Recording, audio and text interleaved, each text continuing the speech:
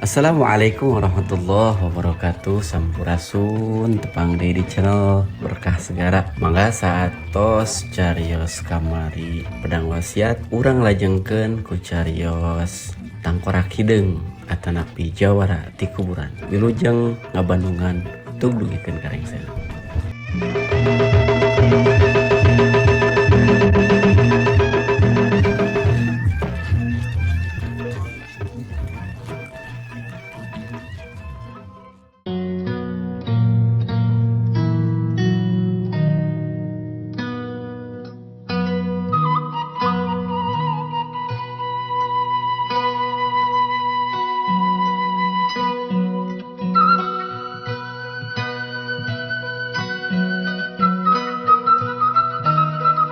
Lon rek upload dongeng Mang Dedi izin atuh minimal bebeja ka ahli warisna ulah asal upload wih.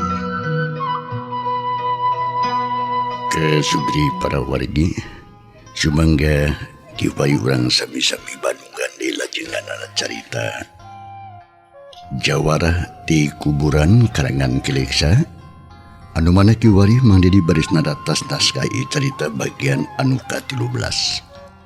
Sagumaha anu kantos di Bandungan dina bagian anu ka-12 hancapoe kamari pedaran Mang Dedi kebagatuan dina mang sampedarkeun kaayaan alam ti beurang di lembur datar khususna atuh ka Mas Giman anu nanya ka anakna nu katelah Lasmaya ku alatan hulang-hulang wae nyelasmaya teh inget ka bandara nya. Sumangga para pamirsa kiwari urang sami-sami pusirikeun perhatian urang karena jujutan ieu carita jawara ti kuburan dina darkeun kaayaan alam ti beurang di lembur datar khususna ka Mas Giman anu keur nalek anakna nyatana Nyi Lasmaya teh.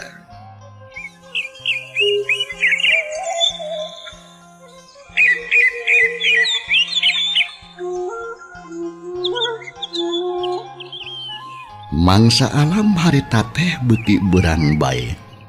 Sora hayam jago kongkorongok pating kelewung mentak larejeng mata kuaas.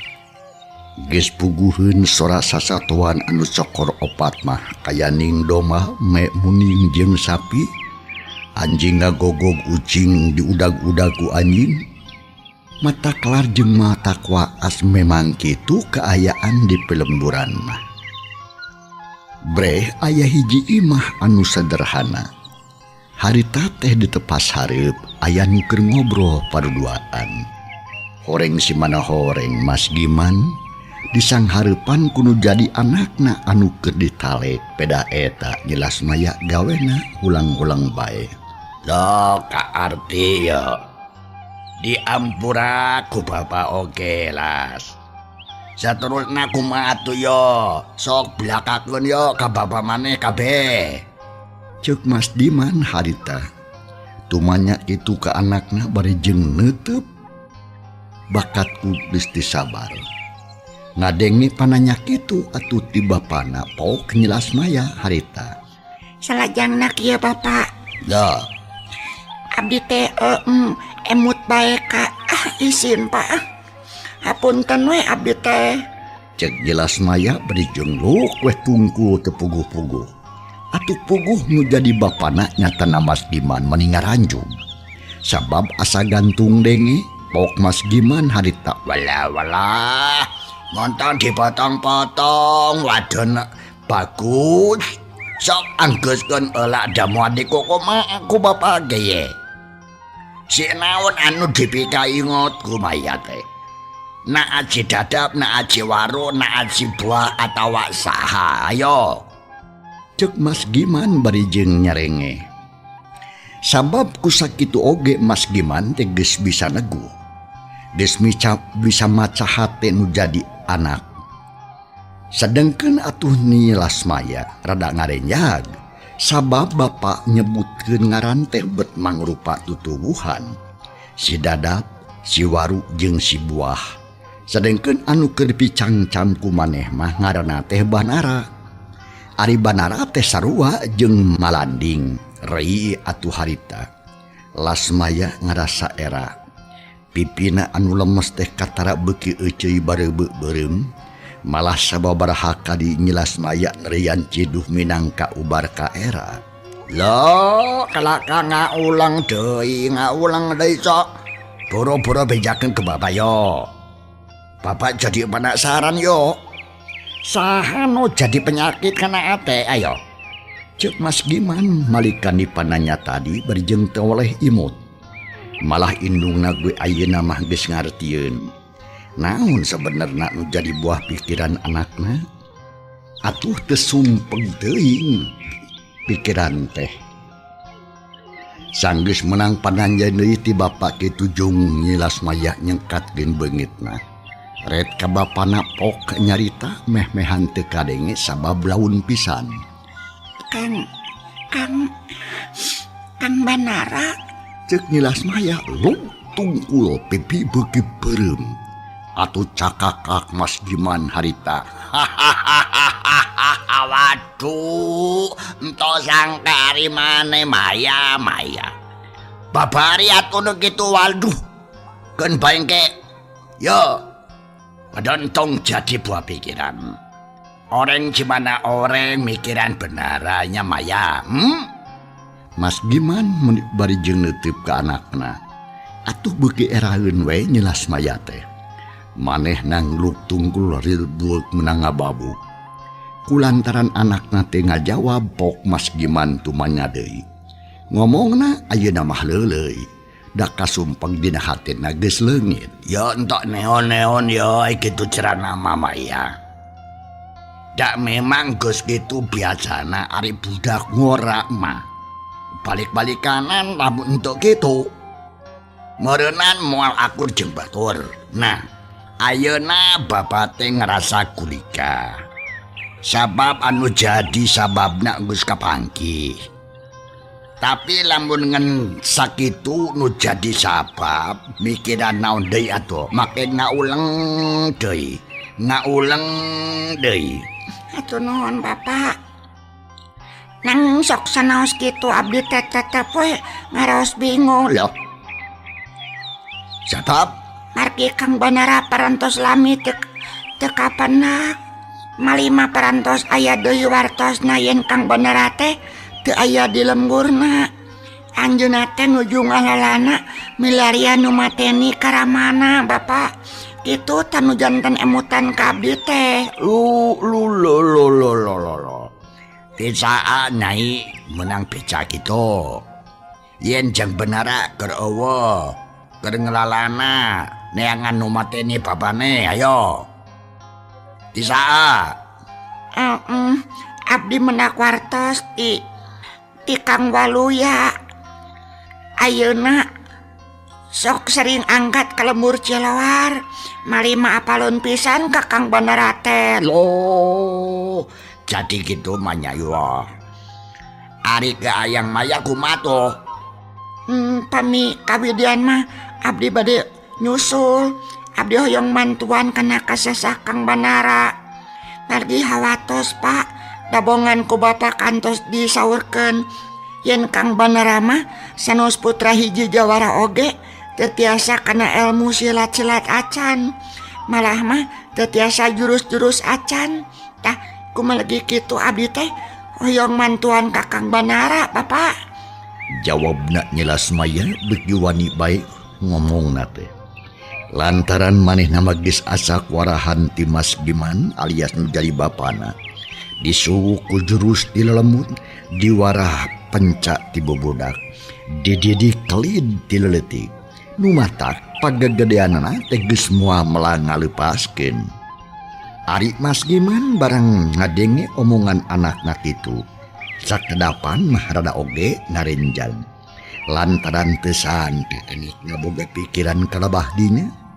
Parandene kitu aya dina hate leutikna mah Mas Giman teh nyangkaruk rasa reueus.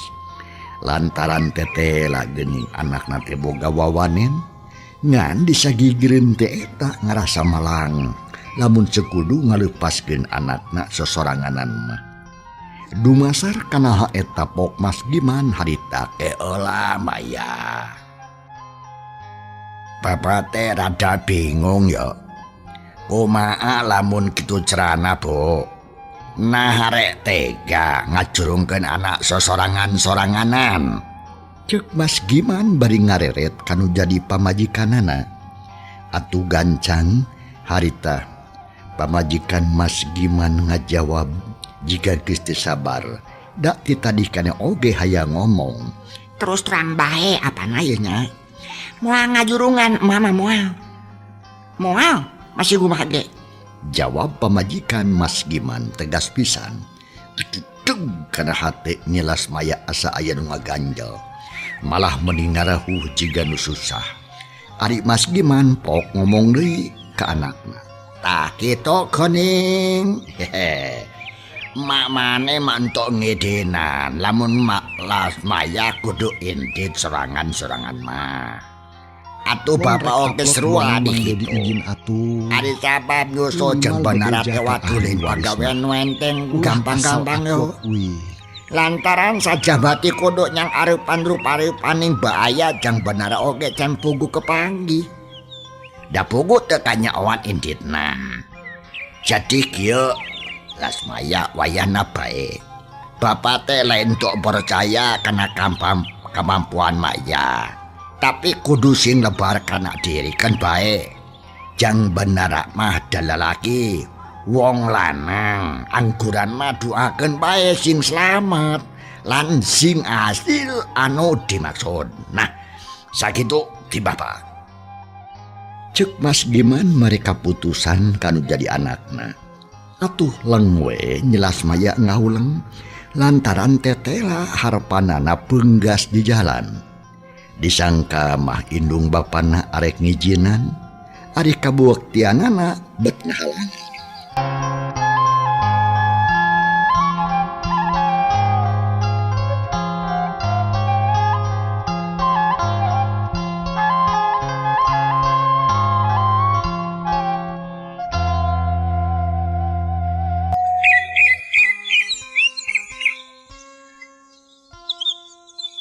Lila kulila pok atuh nyelas maya. Kartos Pak. Hatur nuhun kana piwajang sareng kanya ti bapak jeung emak. Nanging pamikitu mah bapak teh teu percaya ka abdi meureun. Naon gunana abdi diwarah ti bubudak teh? Kanggo naon abdi dididik sangkan bisa ngawasa kana ilmu jaga diri. Atuh sajabiti kitu kabingung abdi moal lipur saupami teu diwidian. Gitu cek nyelas maya. Ngomong teh semu anu handeueul pedah dicare ku indung jeung bapana. Ngadenge kitu Mas Giman jeung bojona oge mending ngahuleng. Kaayaan anu tadi geus rada tenang teh jadi goyang deui. Mas Giman ngerasa bingung anu teu aya papadana. Nya anu akhirna mah pok Mas Giman harita. Waduh berat yo ari kieu mayu maya. Waduh. Kudu kumaha lamun geus kieu bobo. Naon anu kudu sabenerna teh duh maya? Nah ayang nulungan ka benara atawa ayang tepung jumanara wong kowe? Jawab. Duanana bapak. Abdi hoyong tepung jeung Kang Banara. Seterusnya abdi hayang nulungan ka Kang Banara. Kitu kayang abdi teh. Lo jadi kok ayang nyusul benara. Leres Pak. Waduh. Di dina nuhun teu di dinan kapaksa we bade maksa. Abdi mah tatam bade meos. Cek nyelas maya beuki wani bae. Atuh Mas Giman mending ngahuleng. Indung damangan ukur bisa ngeteup ka anakna. Sang disadalila Mas Giman ngarahuh narik napas panjang. Oh karita. Maya. Ku bapak ge emang karti. Eta omongan maya gedinya. Ayeuna bapak dok nanya deui ya. Nah tekad maya teh geus dipikiran dibulak-balik dibeuweung lan diutakeun atawa kumaha? Perantos Pak. Abdi perantos gaduh tekad anu bulet. Loh. Syukur bae tuh saturna kieu tuh.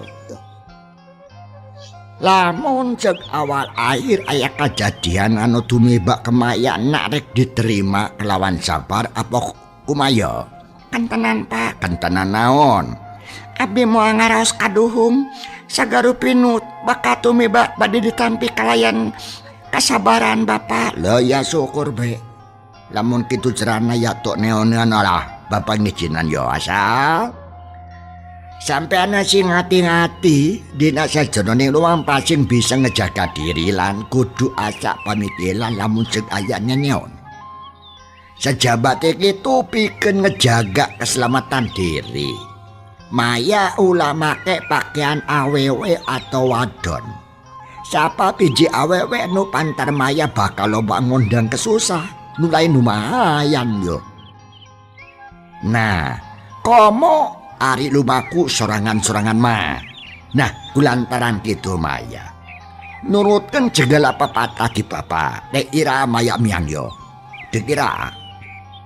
Mas Giman tumanya diberi jeung neuteub ka anakna. Atuh puguh nyilas maya teh melibungahin. Pok ngajawab bari jeung rada surak seuri. Hatur nuhun Bapak, abdi kalintang bingana di jurungan ku Bapak teh. Pami kawidian mah enjing we bade mios. Lo og tok nanaon yo. Isukan oge ento naon yo. Ngan kade po pepatah di bapaknya. Mangga Pak. Mas Giman harita unggut-unggutan. Sanggeus kitu mah jeb sareleo oge anu ngomong deui jiga nu keur ngadengikeun curah hayam nu kongkorongo. Malah nyilas maya ge harita teh terus asup ka kamarna. Terus sasadiaan keur bawaeun isukan cenah. Sadengkeun Mas Giman jeung bojona ting haruleng we gawena teh ditepas.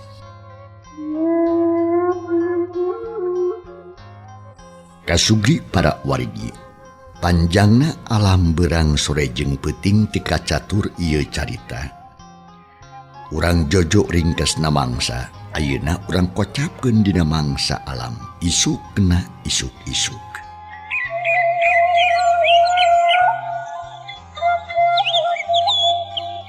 Kocap ni mangsa isuk kena, bareng jeung meletek mata poe ti belah wetan ti lembur datar aya hiji tantungan jajaka anu miang ninggalkeun lemburna.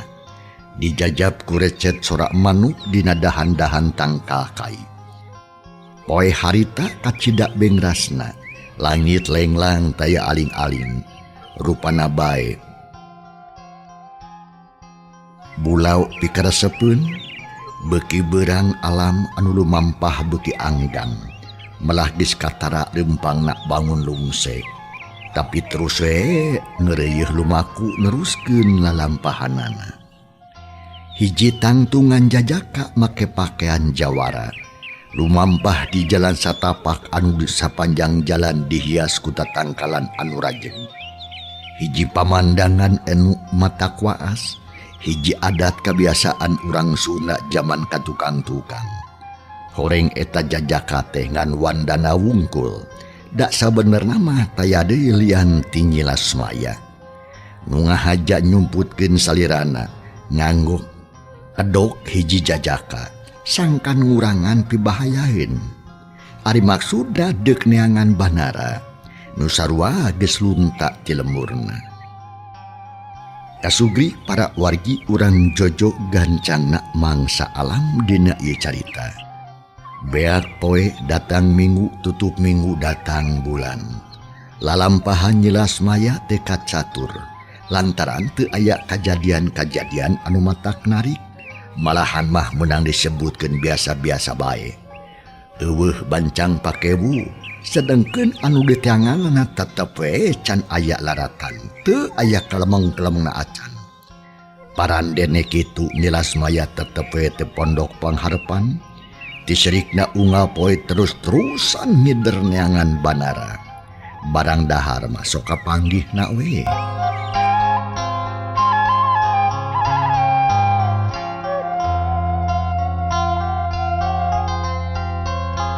Kocap ning dina hiji poe pabeberan. Sanggeusna nyilas maya lumampah 5 bulan lilana. Nyilas maya jog anjog ka hiji pasir nu jauh ka lemur anggang ka desa lantaran karasa capek koloyong nyilas maya ka sisi jalan. Gek diuk jaluhureun jukut anu hipupok ngecowih ngomong sorangan. Duh, ya Allah ya Gusti, capek teh kabina-bina teuing. sedangkan untuk tiangan nacan iya beja-bejana acan. Nah kemana tukang banara teh palang siang manggih kecelakaan di tanah sat dari kuno jarahat meren sabab sahantena jama anu maehan bah imung telu babaturna anu tangtuna oge atuh bakal ngerasa teu aman lamun bah imung aya keneh turunanana. Tapi kumaha atunya kudu ka mana aing teh neangan Kang Banara. Cek Nyilas Maya. Ngomongna kitu teh bangun susah panon culang celeung lantaran perjuangan anak estuning can mawa hasil pisan.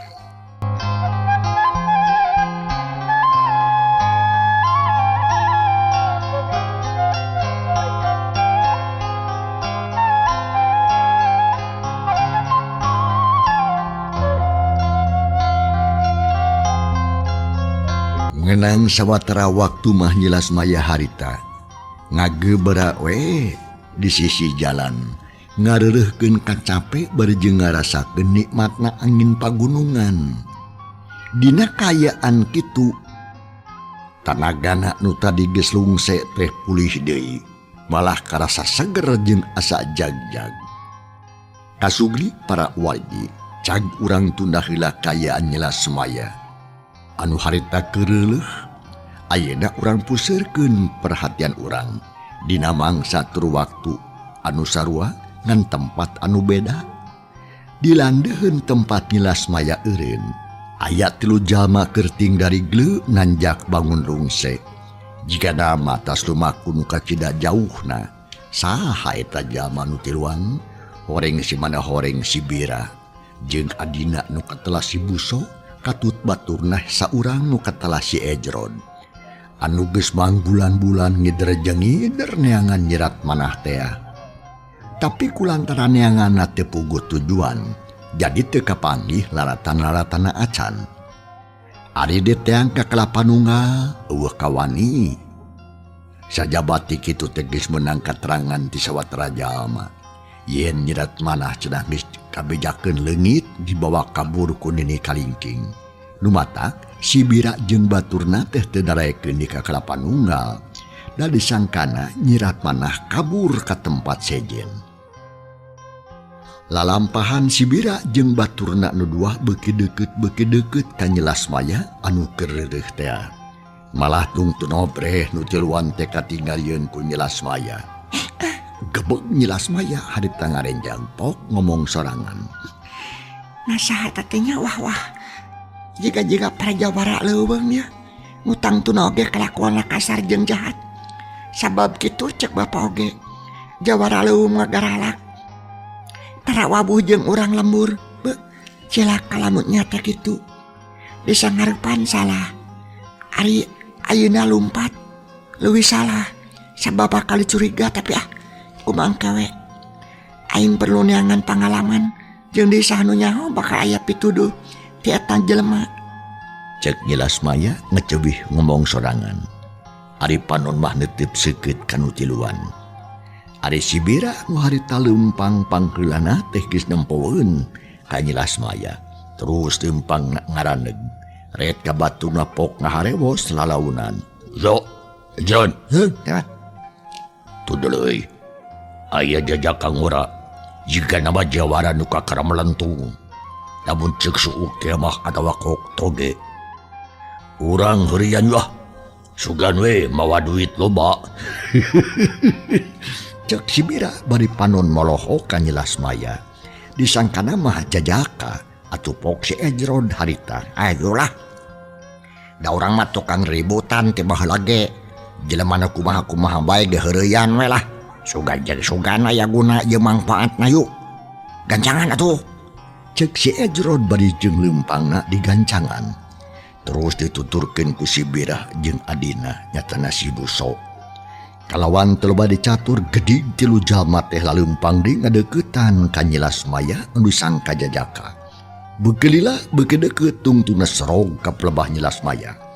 Pok si Bira nanya ngabedegap bari jeung nulak cangkeng buang aksi. Sia sileng euy. Rek ka mana jeung rek ini ka mana? Cek si Bira nanya rada teu puguh.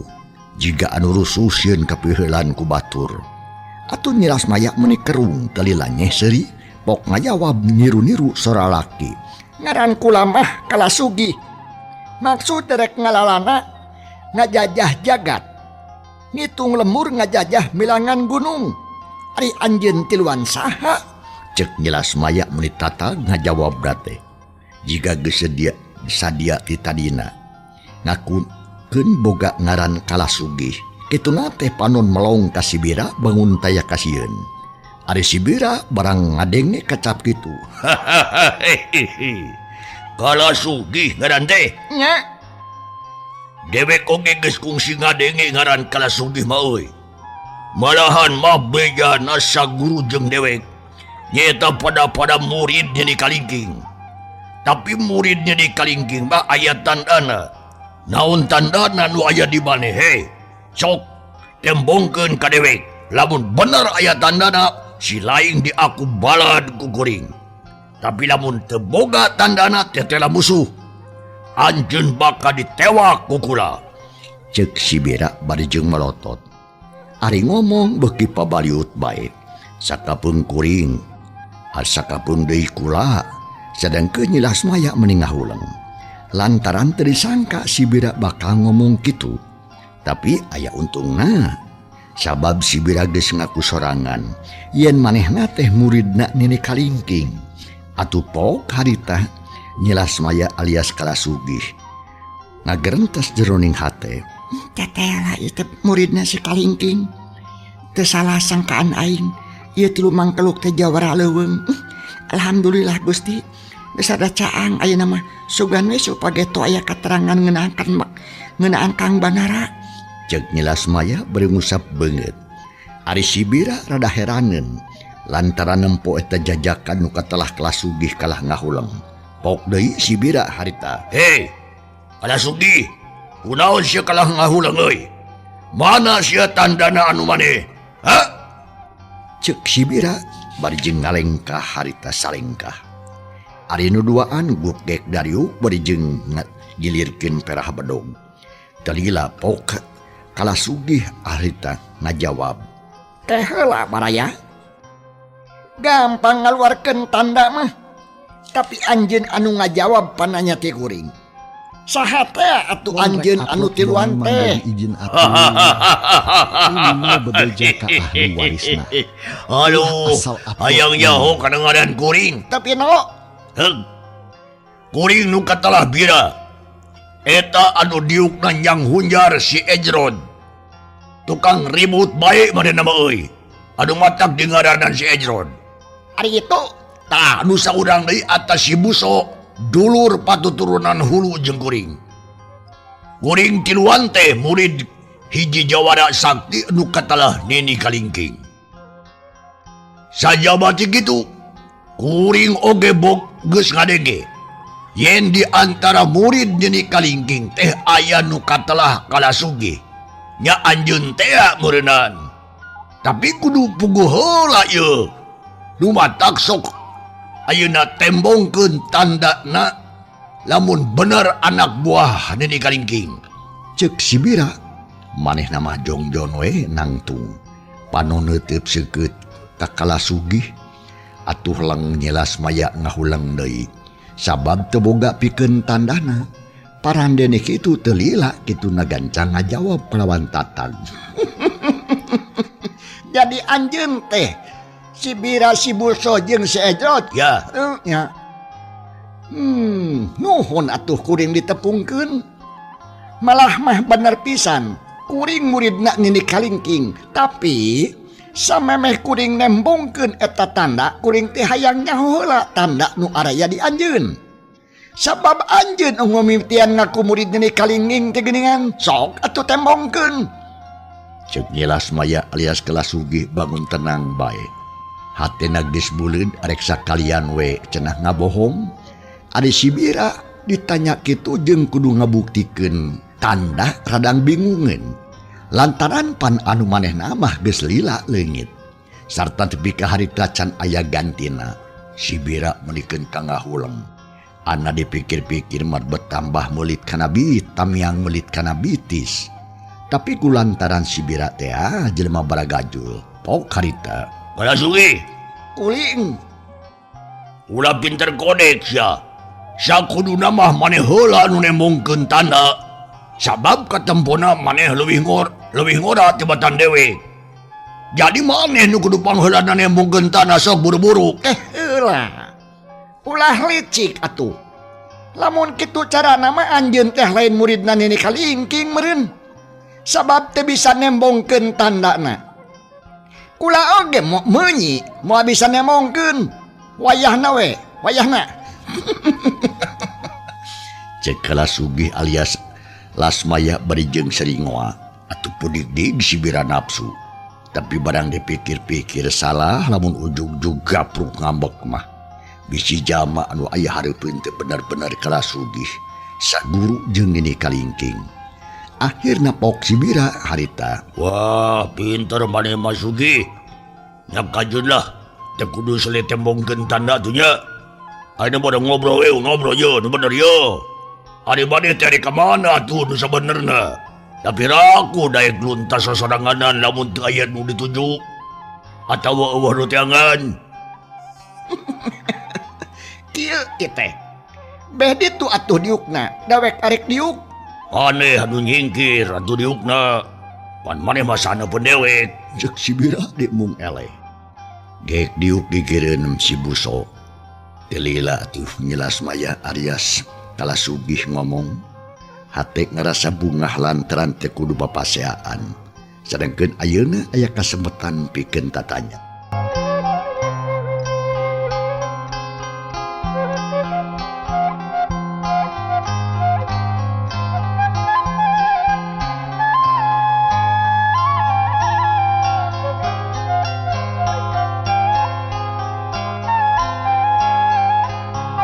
Syukur Kang Bira. Memang kuring teh keur aya setengahing perjalanan, tapi sabame kuring ngajawab kana penanya anjeun, kuring teh nanya heula ka Kang Bira. Ya. Sabab naon? Sabab ieu teh perkara nu kacida pisan pentingna. Ya. Ari Kang Bira kungsi ngadenge Rajapati di lemur Cilawar. Cek nyelas maya alias Kalasugih mimiti ngasongkeun pananya atawa eupan. Maksudnya dek neangan keterangan ngeunaan Banara. Oh eta. Nya. Bogo he ngadenge mah. Nah kumaha kitu? Cek sibira semu kaget. Panon melong ka nyelas maya anu sangkana Kalasugih. Kieu teh Kang Bira. Kuring nganuhunkeun ka Kang Bira lamun nya teh mah bener teh mah Kang Bira nyaho. Ari sabab kuring teh aya tanyakeunun ieu teh ka Kang Bira teh. Kuring teh diutus kudu jadi guru supaya neangan si Banara anak buah. Anakna Mbah Imung anu ngan hiji-hijina. Oh ya. Eta pamuda teh nurutkeun beja. Geus lunta ti lemurna, geus incah ti desana. Anu maksudna deuk neangan anu maehan ka bapana. Oh kitu. Nya. Kumaha terusna? Tah. Cek kasarna mah arek males pati meureun. Kakulantiaraan kitu ayeuna kuring teh keur neangan si Banara. Sarta arek dicerek daleg, arek ditewak terus dipesotorkeun ka nini guru. Tak kitu tujuan kuring teh Kang Bira. Cek nyelas maya alias Kalasugih bari jeung pepeta ngomongna teh. Sangkan dipercaya atuh ku si Bira sabatur-batur. Barang ngadenge kitu pok si Bira harita. Haha gitu. Nya. Lamun anakna memang kaharti eta kejadian teh. Sabab teh mustahil euy. Lamun anakna rek males pati teh. Sabab memang bener pisan Mbah Imung teh boga anak laki hiji-hijina. Ngancek beja mah teu becuseun silat. Kalakah awak we jangkung badag teh si goblok. Ari saterusna kumaha tuh ieu? Sok, Kalasugih. Kieu saterusna mah. Kuring teh ku hayang nyaho heula kana jujutan anu sabenerna. Naha saha atuh nu mateni Mbah Imung bapana Banara teh? Jeung naon sababna pangna dipaehan? Lantaran kuring mah teu ngarti. Ari anu maehanana batur tapi ari anu kudu neangan si Banarana bet kuring. Tah lebah dia. Lain hahaha. Jawab pananya kuring. Ya babari nu kitu mah tu kala sugi. Wayahna we anjeun terinya. Di papancenan neangan si Banara ku guru ai sabab kieu iti kala sugi. Apa di guru mah? Geus biasa tetep pagawean anu kitu. Da lamun bade tugas tes tara kasaurang. Tapi sadarea sok dibere. Duh, anu nyakal we jeung bala teh tara meunang kumpul. Ari perkara anu mayahan si Imung sebenarnya banyak kuring pisan di luar. Oh, gitu. Ya, sabab si Imung teh geus kumawani cucungah ka guru. Cucungah. Ya, Cucungah naon? geus nyoba-nyoba nulungan hiji awewe anu rek dipake ku guru. Oh gitu. Ya, nu akhirna kapaksa si Imung di podaran. Malah aman kuring oge ayeuna teh ieu keur neangan deui nyirat manah. Anu kabur deui can kapanggih deui ti harita teh. Kitu tanu sabenerna mah Kasugi. Cek si Bira ngadongengkeun lalakon manehna jeung Nini Kalingking. Sajeroning si Bira ngabuih ngomong hati Nyi Lasmaya alias Kalasugih mating sarablak we. Sabab tetela geuning anu maehan Mbah Imung teh aya di haripeunana. Parandene kitu atuh Nyi Lasmaya sabisa-bisa nahan perasaan. Oh, jadi kitunya. Ya, Nya syukur we atuh. Ari kitu mah kuring dibari nyaho ku Kang Bira. Lamun kitu mah kuring oge moal ragu-ragu deui arek usaha sakuat tenaga pikeun neangan si Banara. Tah ayeuna kuring rek tanya deui ari Kang Bira jeung Kang Buso Katut Kang Ejron arek kamarana saterusna alut-alutan ti luang. tuh ingat tuh. Kamana we meureunnan? Da ngaranna oge neangan kuring ge. Kamana we nepina? Ari saterusna ari kumaha tuh? Kumaha lamun urang babarengan we? Cek si Bira ngajukeun usul atuh leng Nyi Lasmaya alias Kalasugih mikir heula. Sabab ari kudu babarengan jeung si Bira mah asa pamohalan. Ari teu nurut lebar bisi hese neangan deui. Tapi lila-kulila pok Nyi Lasmaya harita. Kang Bira, Ya, hayu urang babarengan nu mampah. Tapi moal bisa salilana dina hiji waktu mah tangtu kuring terek misah jeung Kang Bira sabatur-batur. sabab Lantaran lamun terus-terusan babarengan mah jigana bakal nimbulkeun kacurigaan pikeun batur. oh ya. Teu naon lah, hayu kitu ge. Ari ka mana ini tayina? Ai kuring marek nuturkeun Kang Bira we. Cek Nyi Lasmaya alias Kalasugih. Dongeng Mang Dedi izin Bari jeung beresan papakeanana geus kitu mah teu aya nu ngomong deui. Jung si Biranang tumbring jadi opatan ayeuna mah arindit deui. Cenah deuk neangan jerat mana jeung Banara.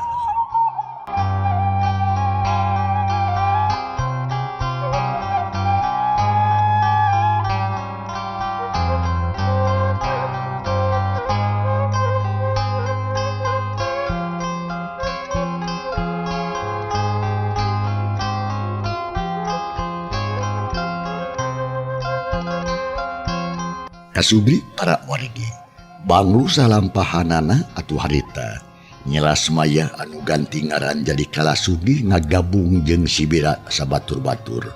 Harita lumampah rek neangan nyirat mana. Banglu salampahan si Bira sabatur-batur cag urang tuna sakedap teu sakedeung ayeuna urang kocapkeun di kaayaan Jang Banara.